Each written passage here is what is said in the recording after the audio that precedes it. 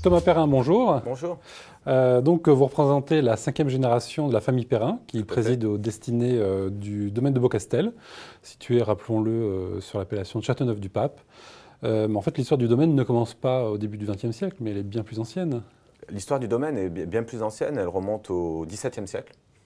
Et en fait, à l'époque, Châteauneuf-du-Pape était une petite bourgade et entourée de bois. Il n'y avait pas beaucoup de vignes à l'époque, il y avait un tout petit peu de vignes autour du château. Mais c'était que des bois, des chênes. Et en fait, Beaucastel était une maison de chasse, un petit cabanon de chasse, qui était tenu à l'époque par le sire de Pierre de Beaucastel, qui était aussi le maire de la ville d'à côté qui s'appelle Courthézon. Ouais. Et il invitait souvent le roi de France à venir chasser. Et pour le seul problème de Pierre de Beaucastel, c'est qu'il était protestant. Et donc le roi de France venait chasser chez lui et lui a demandé de se convertir au catholicisme. Du coup, il a été anobli, il est devenu Pierre de Beaucastel. Et donc l'histoire commence là. Et après, Beaucastel s'est transmis de génération en génération à différents propriétaires. Les vignes ont commencé à être plantées à Beaucastel au 19e siècle, début du 19e siècle. Et nous, la famille Perrin, on a racheté Beaucastel en 1909, soit quelques années après le phylloxéra. À l'époque, ma famille était plutôt dans l'huile d'olive, et dans la production d'olives. C'était la famille Tramier, qui est maintenant assez connue sur Marseille.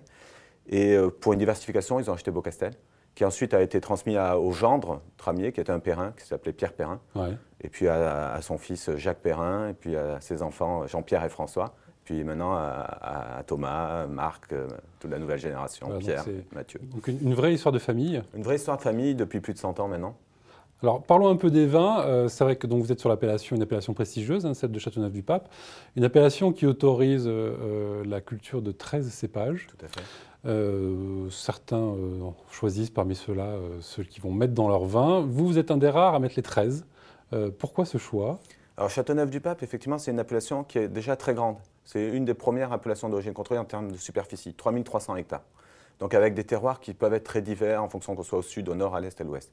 13 cépages autorisés, pourquoi? Quand l'appellation d'origine contrôlée a été créée, la première en France, 1936, il y avait 13 cépages qui étaient plantés, ils ont autorisé ces 13-là. Pourquoi le choix d'utiliser les 13? Parce qu'à mon avis, chaque cépage apporte sa touche personnelle. Alors parfois c'est un peu d'acidité, parfois c'est un peu de fraîcheur, parfois c'est la colonne vertébrale, etc. Alors chacun n'est pas utilisé de la même façon. Ouais. Il y a les cépages principaux, chez nous ce sont le Mourvèdre et le Grenache. Et puis il y a tous les cépages annexes, la Syrah, la Counoise, le Cinsault, etc. Le Terret Noir, le Muscardin, puis des cépages plus obscurs. Ce n'est pas une question de quantité à chaque fois, mais c'est juste une question, par exemple vous avez un plat de riz, vous mettez un peu de safran.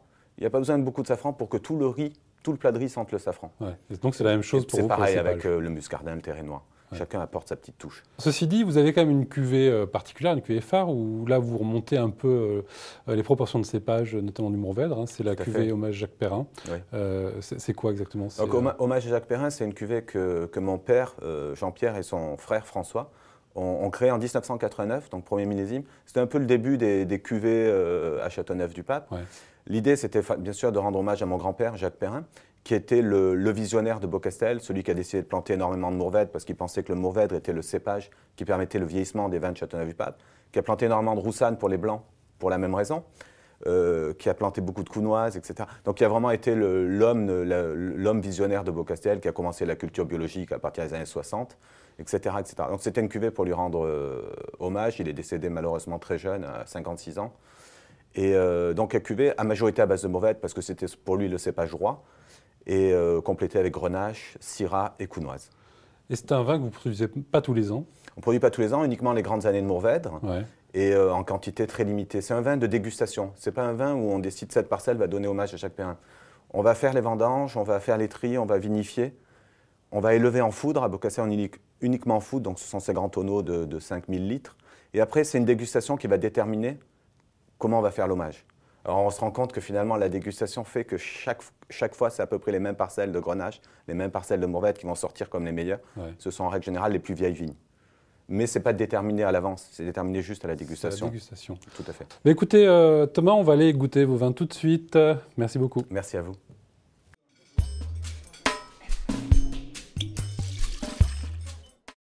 Voilà, on est sur le millésime 2007 du château de Beaucastel. On a parlé de l'assemblage des 13 cépages. Là, on est donc sur un terroir de galets, de cailloux roulés, qui est vraiment une grande importance, les cailloux roulés, parce qu'ils permettent le passage de l'eau quand il pleut, et des réserves dans le sous-sol, et ils emmagasinent la chaleur du soleil pendant la journée pour la rejeter la nuit, ce qui fait qu'on ne manque pas de maturité dans nos raisins. Le millésime 2007 à Châteauneuf-du-Pape, c'est un millésime qui est reconnu comme étant exceptionnel. On a eu beaucoup de chance en 2007, donc un millésime d'une belle maturité, d'une belle puissance. Pour l'instant, plutôt sur le fruit, plutôt sur le grenache, l'expression du grenache. Mais petit à petit, avec l'évolution du vin, on va s'orienter sur des notes un peu plus sous-bois, un peu plus champignons, certainement un peu plus morel. Et c'est étonnant, ce millésime, il a déjà une finesse, on peut déjà presque le boire, on a déjà envie de le boire, ce qui est assez rare pour des Châteauneuf-du-Pape, qui sont plutôt des vins de longue conservation, de longue garde. Mais je suis sûr qu'aujourd'hui, déjà pas mal de bouteilles ont déjà été bues de ce millésime.